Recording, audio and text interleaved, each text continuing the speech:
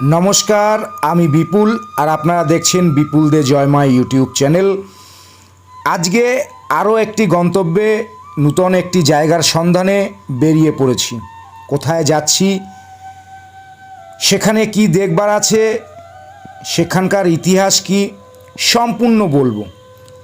ইতিমধ্যে অবশ্য আপনারা টাইটেল আর থাম্বনেল দেখে জেনেই গেছেন আজকে খনার বচন, সেই বিদুষী নারী, জ্যোতিষ সম্রাজ্ঞী, সেই খনা এবং মিহিরের বাড়িতে আমরা পৌঁছাবো, যার ইতিহাস কম করে অন্তত ২৫০০ বছরের পুরনো। কিভাবে আমরা যাচ্ছি, ট্রেন এসে গেছে, আমরা ট্রেনে উঠে পড়েছি।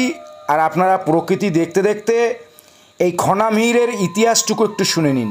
যদি ইতিহাস না জানেন, সেখানে গিয়ে হয়তোবা আপনাদের ভালো নাও লাগতে পারে।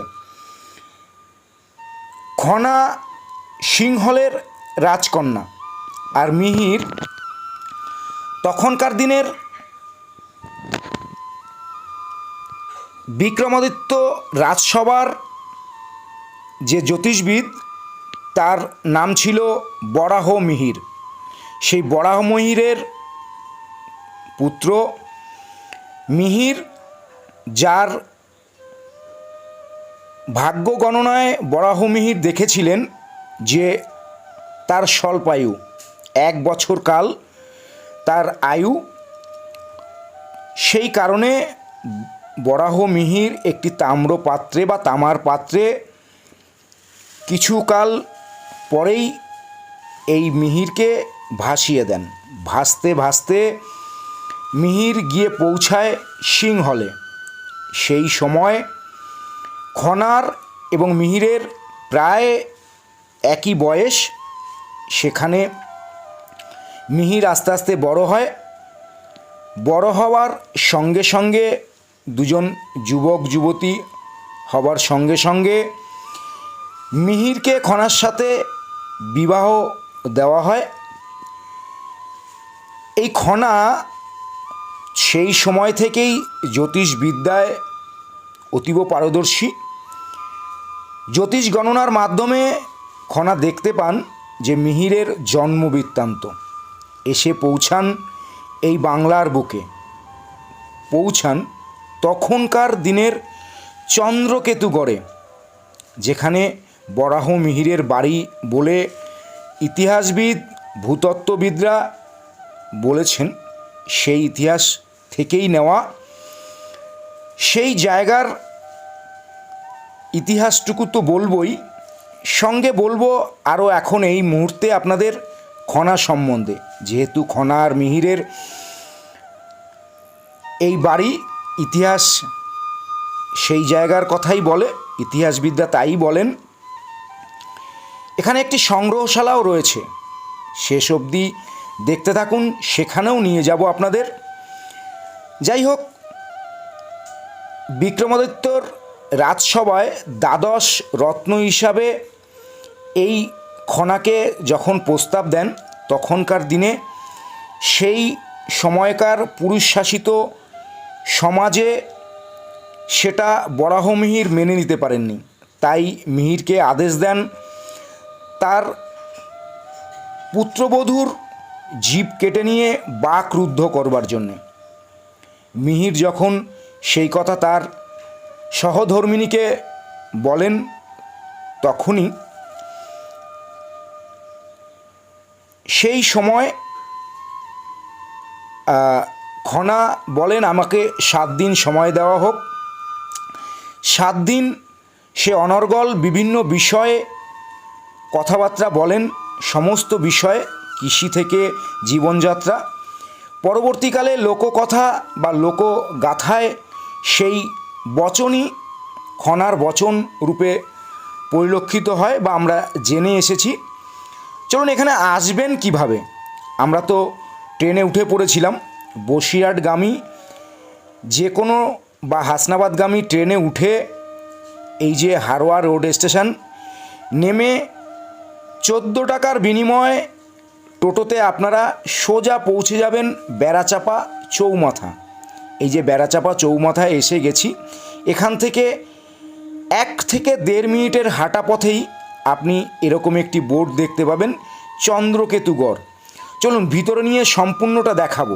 তার আগে যদি ভালো লাগে প্রতিবারের মতো একটি লাইক চাইবো, আর চ্যানেলে নূতন হলে অতি অবশ্যই চ্যানেলটিকে সাবস্ক্রাইব করে আশীর্বাদ করতে ভুলবেন না।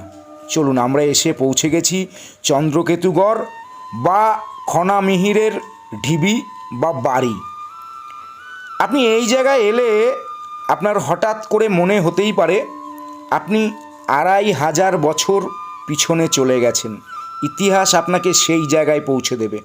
হয়তো এরই কোনো একটা বাড়িতে খনা শেষ 7 দিন তার অনর্গল তার বচন দিয়েছিলেন, বা এরই কোনো একটি জায়গায় খনা তার জ্যোতিষ কার্যবিধি আগিয়ে নিয়ে যেতেন বা জ্যোতিষ গণনা করতেন, বা খনা এবং মিহিরের জীবনযাপন কোনো একটি ঘরে চলতো। এরই কোনো একটি ঘরে হয়তো তার রন্ধনশালা ছিল।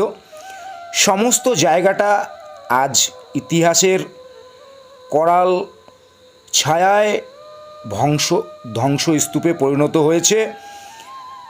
তবে আসলে অতি অবশ্যই আপনাদের ভালো লাগবে, কারণ এত পুরনো একটি আর্কিওলজি সাইট আপনারা দেখলে। আবার এই জায়গাটিকে অনেকে বাংলার হরপ্পা বা মহেঞ্জোদারো হিসাবেও অনেকে বলে থাকেন। তো যে কোনো একদিন আসুন, আসলে আপনি চোখ বুজলেই সেই দৃশ্যপট আপনার চোখের সামনে ফুটে উঠবে। আপনি প্রায় 2500 বছর পিছনে চলে যাবেন। জীবন যেন এখানে থমকে যায়। চলুন সম্পূর্ণটা দেখাবো, দেখতে থাকুন, আশা করি ভালো লাগবে। সম্পূর্ণ খনন কাজ এখনও সম্পূর্ণ হয়নি, আর এখানে খনন কাজ করবার সময় যেসব জিনিস উদ্ধার হয়েছে বা পাওয়া গেছে সম্পূর্ণটাই এই সংগ্রহশালা যেটি নিয়ে যাব আপনাদের, সেখানে রয়েছে। আপনারা নিজে চোখে এলে দেখতে পাবেন সেই ঢিবি বা সেই বাড়ি বা সেই রাজপ্রাসাদ বা রাজমহল। আপনাদের ইতিহাসের সন্ধানে, ইতিহাসের খোঁজে বা ইতিহাসকে যারা ভালোবাসেন বা যারা ছোটোবেলা থেকে খনা মিহিরের গল্প শুনে এসেছেন বা খনা মিহিরের বচন শুনে এসেছেন, তাদের অতি অবশ্যই আশা করি ভালো লাগবে। সম্পূর্ণটা একবার দেখিয়ে দেওয়ার চেষ্টা করছি। এই পুরো অঞ্চল জুড়েই ছিল চন্দ্রকেতু রাজার গড়, যারই একটি বাড়িতে থাকতেন খনা এবং মিহির। আজ খনার সেই মর্মান্তিক পরিণতি আমাদের চোখের সামনে ভেসে আছে। 7 দিন পরে যখন মিহির তার সহধর্মিণীর জিভ কেটে নেয়, রক্তক্ষরণের কারণে তিনি মারা যান, এবং হয়তো তার জিভ যদি না কেটে নেওয়া হতো আজ সে বিদুষী একজন জ্যোতির্বিদ হয়ে থাকতো। কিন্তু লোকগাথায় বা লোককথায় এই খনার কিন্তু এত চর্চা হয়তো বা হতো না। সেই পুরুষ শাসিত সমাজে কোথাও একটি আঙুল দিয়ে সেই বিদুষী নারী আজও দাঁড়িয়ে আছে এই ঢিবিতে। যাই হোক, হয়তো বা আমরা সেই ইতিহাস সম্পূর্ণ তুলে ধরতে পারলাম না। যেটুকু ইতিহাস ঘেঁটে জানা, যেটুকু আমাদের বিদ্যা বুদ্ধি, তাই দিয়ে এই ইতিহাস বলবার চেষ্টা করলাম। চলুন ধীরে ধীরে আমরা এরপরে আপনাদের এখান থেকে কিভাবে আপনারা সেই সংগ্রহশালায় যাবেন। আমরা যে চৌমাথায় এসে প্রথম নেমেছিলাম তার থেকে ডান দিকে। চলুন আমরা ধীরে ধীরে সবটাই দেখাবো। আর এই যে এত চওড়া দেওয়াল, এত ছোট ছোট ইটের গাঁথুনি, আপনাদের ইতিহাসের সেই এক লহমায় 2500 বছরের পুরনো জায়গায় নিয়ে যাবে। যাই হোক, আমরা ইতিমধ্যেই ওই চৌমাথা থেকে আপনারা 10 টাকার বিনিময়ে অটো, টোটো বা ভ্যান সব কিছুই পাবেন এই চন্দ্রকেতুগড় সংগ্রহশালা। এবার এখানে একটু বলে দিই আপনাদের, এই সংগ্রহশালা সপ্তাহের 6 দিন খোলা থাকে, সোমবার বন্ধ থাকে এবং সরকারি ছুটির দিনগুলোতেও বন্ধ থাকে। এখানে ঢুকবার কোনো রকম প্রবেশ মূল্য নেই। আপনি খাতায় সই করে সংগ্রহশালার ভিতরে ঢুকতে পারবেন, কিন্তু সংগ্রহশালার ভিতরে ক্যামেরা সম্পূর্ণ নিষিদ্ধ। তাই সেই বিধিনিষেধ মেনেই আপনাদের সেই দোতলার দরজাটুকু দেখিয়ে দিচ্ছি। আসুন, আশা করি ভালো লাগবে। ভালোবাসার থেকে ইতিহাস জানাটাই অনেক বড় ব্যাপার। আর শেয়ার করে সকলকে একটু দেখিয়ে দেবেন বাংলার ইতিহাস।